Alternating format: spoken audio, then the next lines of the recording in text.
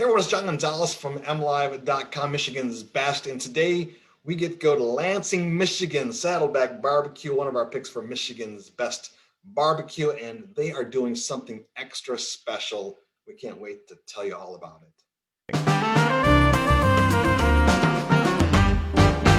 Well, it's great to have Saddleback Barbecue here on the Michigan's Best podcast and video. I don't even know where to begin. So much is going on. I just want to say we appreciate everything Saddleback Barbecue is doing. We started this love letter initiative, and it's just heartwarming to see what all these Michigan's best restaurants are doing throughout the state of Michigan to give back to their communities. I think sometimes without even thinking, whose idea was it in the beginning? I want to talk about obviously what's happening for Thanksgiving. And folks, if you're just tuning in and you want to hear about all the Thanksgiving stuff, we will talk about that in a second. But let's start from the very beginning, because I was going through some of my old notes. Travis, you probably remember, I think you might have reached out to me first and said, hey, we're doing this barbecue thing in Lansing, and you might want to come out. That was back in 2015. Yeah, it was a long time ago. Yeah, we've had our Reotown location open for 5 years now. It's incredible. And was it always the mission for what you and Matt were doing there in Reotown and Saddleback to make community a big part of your mission? Yeah, actually, it's how Matt actually started. The original business plan for Saddleback was quite a bit different than what it is now. Maybe Matt can speak to kind of your original business plan and your idea. Yeah, knowing what we know now, that first business plan, I'm not sure how much we actually went off of that. But we without community back then, we would have had a lot of trouble. Reotown, you know this, John, it was a developing area at the time, and now it's grown into something really great. So back then we were really just, gritting our teeth, just trying to stay afloat. It was a little bit different of a game than we kind of embark on now. It was different, but you did have that community support, right? Did you get started with like a grant or some kind of a program?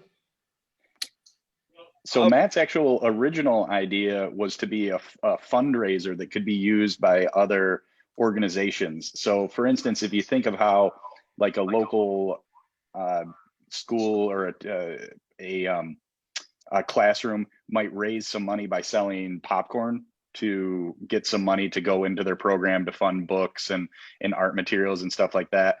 Matt had this idea of selling that through barbecue.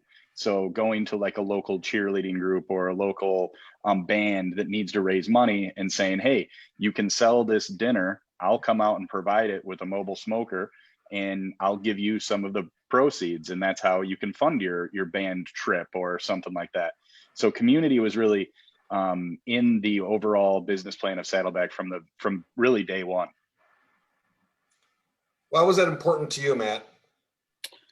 Well, there was a few things going on. One, I was looking to, I had a little guy at the time, and with daycare and things like that, they were always trying to do fundraising. So it was really, it kind of opened my eyes up for the first time to say that people need help. Whether it's an organization, an individual, funding's not always there for them. That seems like it is a void that needs to be filled, and there are avenues, but didn't seem like there was anything locally that was actually fitting that. You had to, maybe like Little Caesars is a good example that does a great job with that kind of thing. But that's a national program where I didn't think that there was that local fit to help out those local businesses. Well, let's kind of fast forward a little bit. You open up, 2015, Saddleback Barbecue in Reotown. I come by and I'm just loving everything from the pork rinds to your brisket, everything you're doing. I'm going, wow, these guys are great. We do our search, for Michigan's Best Barbecue in 2018. By then, you've opened up a second location in Okemos. You've added alcohol there to that location. It changes your business model again. You're growing and being successful, I guess. Matt, what surprised you that you were able to open a second location and continue to do great barbecue? Well, the biggest surprises for me was we didn't really plan on a second location. We kind of grew into it. Travis was one to really open my eyes up to scale and to growth. I'm coming from a place where like I think one restaurant, if we just do that one thing, is enough. He's really broadened the horizon as far as how do we grow, how do we make things so that multiple people can have them, which has really been impactful. I didn't think it was necessarily in the game plan, but I also was really excited when we started to push forward for it. So it's just been a lot of change, positive Trevor, change. what was it about what Matt was doing that you obviously partnered up and helped everything? What was the vision you saw? Well, I was involved in a tech company that called Liquid Web that we sold back in 2015. And at that time, my non-compete was pretty crazy. I couldn't do a lot of the things that I used to do. And Matt, I had known him for about 8 years, I think, at the time. He was providing some of the food at a local event, and I was engaged to be married. My fiance at the time loved the food. We ended up going out later and talking about how, hey, Matt, could you do the food for our wedding? That got into a conversation about how he wanted to open a restaurant. And then, I mean, I made the investment in Matt, and I think 2 months later we had our first store open. So it was really fast, and it was just knowing Matt and knowing his determined nature and ability to see things through. Really, my style of investing is you're usually betting on the person more than the business. I didn't expect the restaurant to be a success. I know all the horror stories with restaurants. I didn't expect to see the money back, and Saddleback has paid me back, and I'm just incredibly happy with how fun it's been, and I never expected it to grow like it has. Well, let's now that we have a second location and you're one of the top 10 Michigan's best barbecues, the pandemic hits early part of 2020, as we all know, that you're dealing with, just like so many other restaurants throughout the state of Michigan and around the country, really. But this Kingsford charcoal thing happens to you guys. Who wants to explain how $10,000 might have changed things for you guys? Yeah, maybe I'll take that. So kind of how it started was when we were tracking the pandemic pretty early on in January. We actually had one of our he's the manager of our special projects, Drew. He was really watching it and was really worried about it. So Matt and I were kind of keeping an eye on it as well. And the first thing that when the schools got closed the first time, we saw a number that in Michigan alone, Michigan has a population of about 10 million. There's about 900,000 kids that rely on the free or reduced lunch program at schools. When the schools got closed, we were really worried that those kids were going to be without food. So we wanted to think of a way, how could we help? So we decided to offer two things. One was if you brought in a kid, immediately you got 50% off your kids' meal. So we try to help out a little bit on that. Then if you were a part of the community and you wanted to help, you could donate a kids meal for $5. And we would cover the difference in that kids meal. The average kids meal for us is about $7.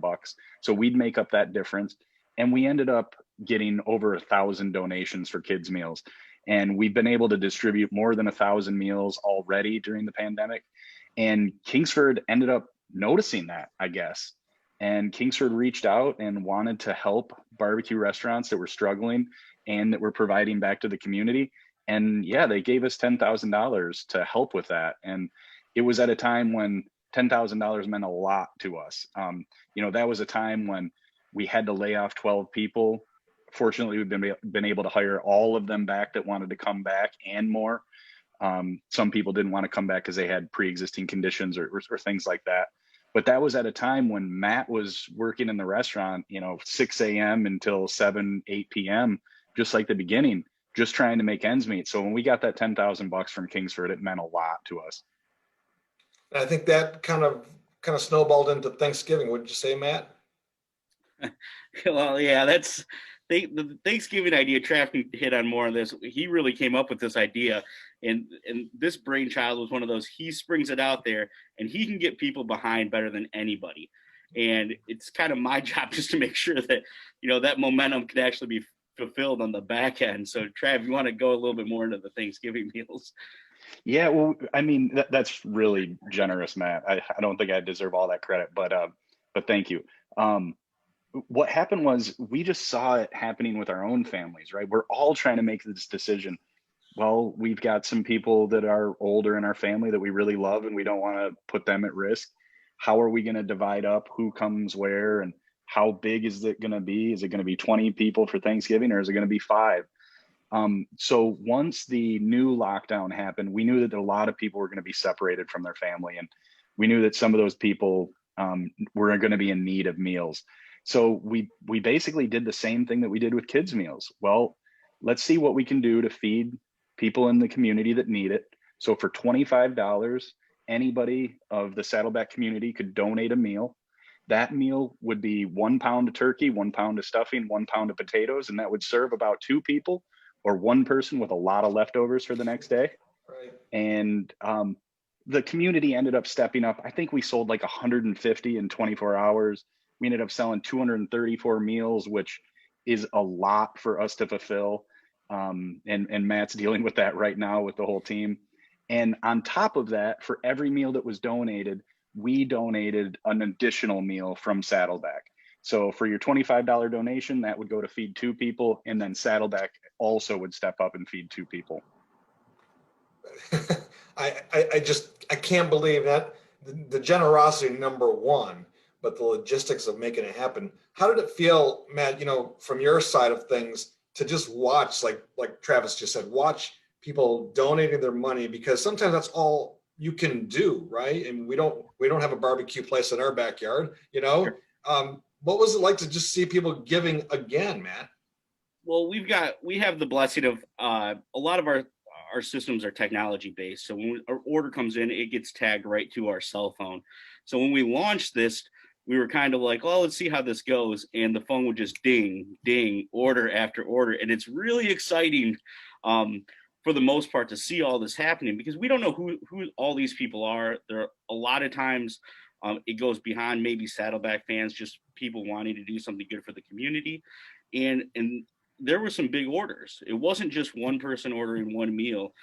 Trev, there was a couple of those bigger ones out there that had multiples on there. Yeah, we had some people donate $500 with a $100 tip on top of it. And that tip directly went to our staff.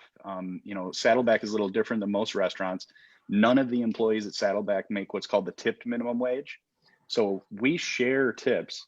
Managers and owners don't receive any of the tips. But when you tip at Saddleback, that's going all the way from the dishwasher to the person that's smoking your food to the person that's answering the phone and working the phones.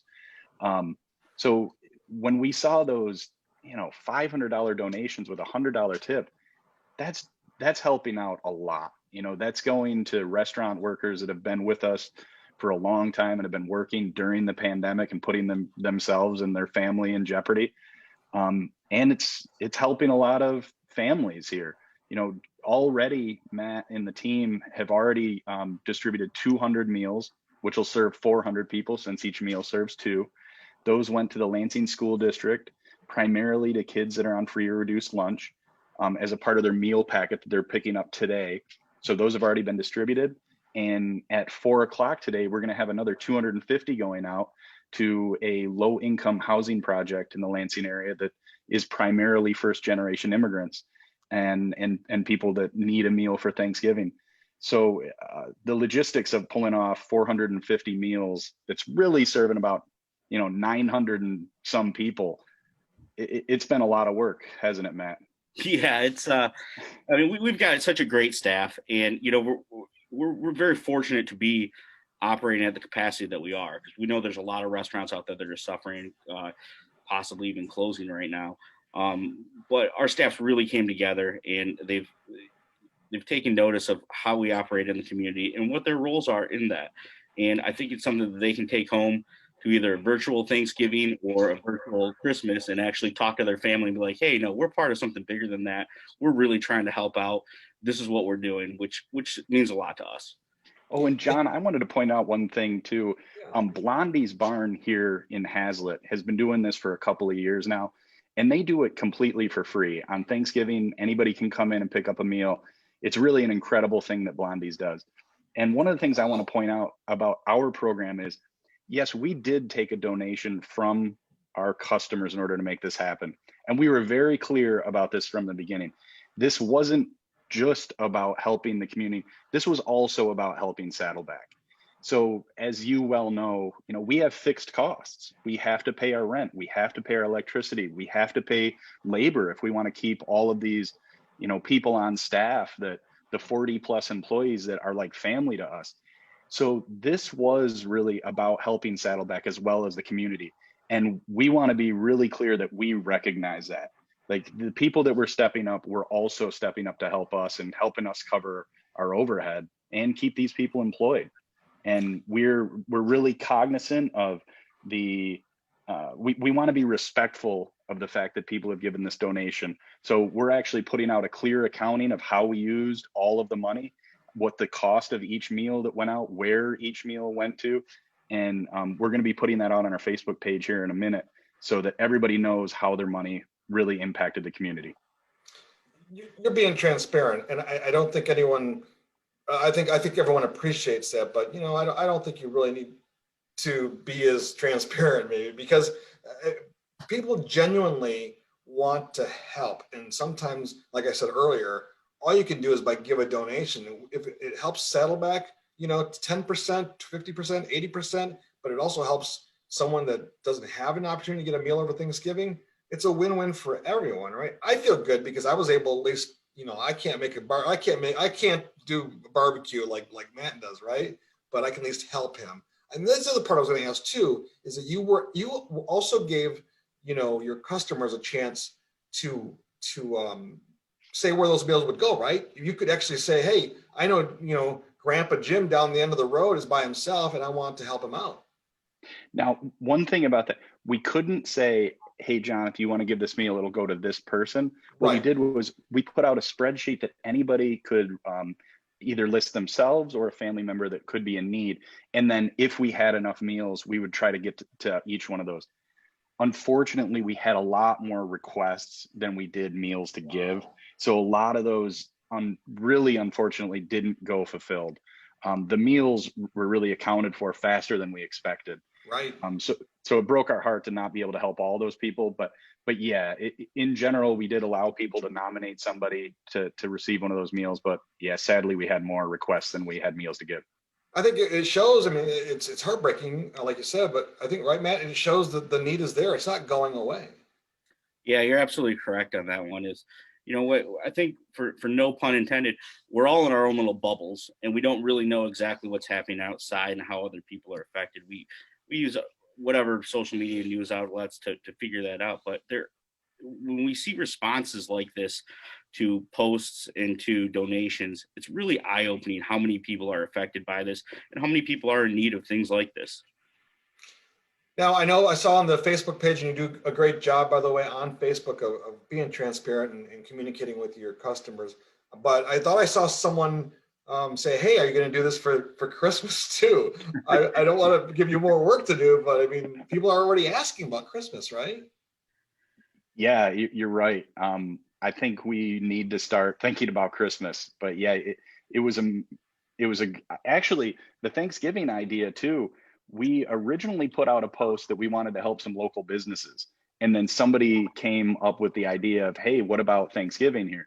So yeah, I guess a lot of credit has to be given to our fans because they put a lot of these ideas out there. Mm-hmm. Yeah. All right. Well, I'll let you guys get back to work, because I know that Matt, you've got some meals to get ready there. Yeah. And you've got more ways to make them work. So, John, thank you so much. Is there anything that each one of you want to just say to those people that donated and contributed and maybe couldn't get involved this time, but maybe down the road want to, Travis? I just like to point out that, we tend to focus on the negative in the world, and it's really easy right now with everything that's going on that's so bad. But there is a lot of good out there. There are a lot of people that want to do good, and there are a lot of people doing good work. And it really puts a smile on your face when you're able to do a little to help. And Matt, I would imagine your little guy's a little older now than 5 years ago. What's it like to tell him and tuck him in at night and say, hey, we're doing the best we can one day at a time?